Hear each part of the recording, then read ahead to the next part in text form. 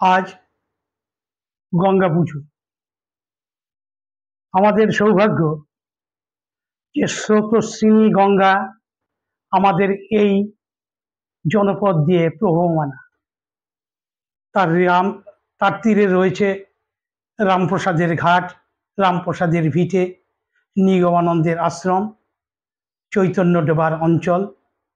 এই সব কারণে এখানে গঙ্গা পুজোর একটা রীতিমতো প্রচলন রয়েছে। শুক্লা ষষ্ঠী জ্যৈষ্ঠ মাসের দশমীতে গঙ্গা পুজো। এই গঙ্গা পুজোর মূল নায়ক ভগীরথ, যার কথা আমরা বিশেষ করে জগদীশ বোস আচার্য, বিজ্ঞানাচার্য হলেও তিনি এই প্রবহমানার গঙ্গার উৎস সম্পর্কিত অনেক কথাই বলেছেন। এই গঙ্গাকে তিনি এদিন ভগীরথ মর্তে অবতরণ করিয়েছিলেন পাপ থেকে তার পূর্বপুরুষদের মুক্তির জন্য। আজকের দিনটি উল্লেখযোগ্য এই কারণে যে মর্তে গঙ্গার অবতরণের দিন। গঙ্গা যাতে মর্তবাসীর কাজে তীরবর্তী তার প্রবাহ যে পলল ভূমি রয়েছে সে তা যেন সূর্যওয়ালা সুফলা হয়ে ওঠে, সেই জনপদ যাতে ভঙ্গিল না হয় সেজন্য তার একটি প্রচেষ্টা ছিল বলে মনে করেন এই ধর্ম বিশারদরা।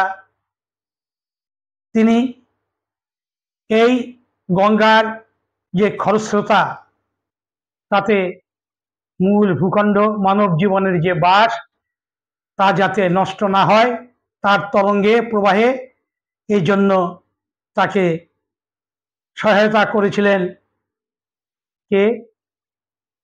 মহাদেব। তার জটাজাল থেকে আবদ্ধ করে রেখে ধীরে ধীরে শঙ্খবাদনের মারফত গঙ্গাকে তিনি অবতরণ করিয়েছিলেন ভগীরথ।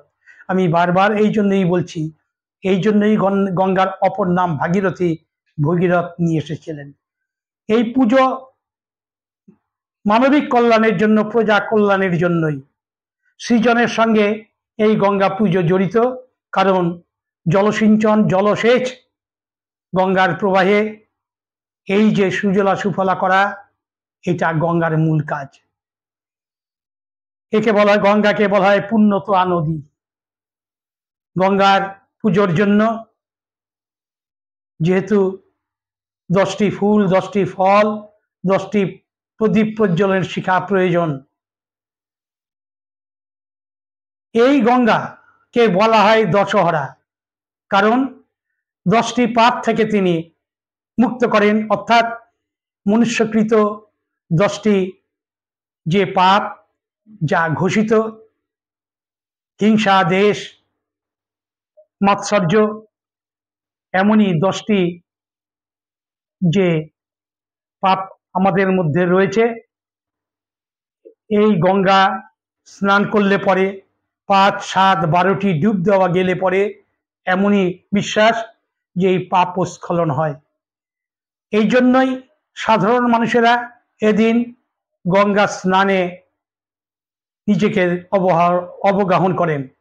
আরেকটি কথা উঠতে পারে, গঙ্গা পবিত্র নদী, কি করে তিনি পবিত্র থাকেন? পাপে পরিপূর্ণ মানুষ যখন গঙ্গা স্নান করেন তখন তো সেই পাপ গঙ্গা জলেই মিশে যায়। তারা পাপস্খলন করে হয়তো পুণ্য অর্জন করেন, কিন্তু গঙ্গা তো আরো পাপে পূর্ণ হয়ে যায়। কিন্তু গঙ্গা এমনই নদী, তিনি কি করেন, এই পাপগুলোকে নিজ গর্ভে বিলীন করে দেন। শুধু তো অসাধু অসৎ মানুষেরাই পাপস্খলনের জন্য স্নান করেন না, ভালো মানুষ, সুচিন্তার মানুষও তো গঙ্গা স্নানে নিজেকে শুদ্ধ করেন। সেই তাদের শুদ্ধ স্নানেই, তাদের পুণ্যর মাধ্যমেই গঙ্গা নাকি পুণ্যতোয়া নদীতে পরিণত হয়ে যায়। ফলত বলা হয় পতিত পাবনী গঙ্গে, গঙ্গা পুণ্যতোয়া নদী। এই ধারণা, এই চিন্তা আমাদের মননে চিরকাল চলে এসছে এবং চলে আসে। সেই জন্য গঙ্গা পুজোয় সাধারণ মানুষের যে একটা অংশগ্রহণ ব্যাপকভাবে দেখা যায়।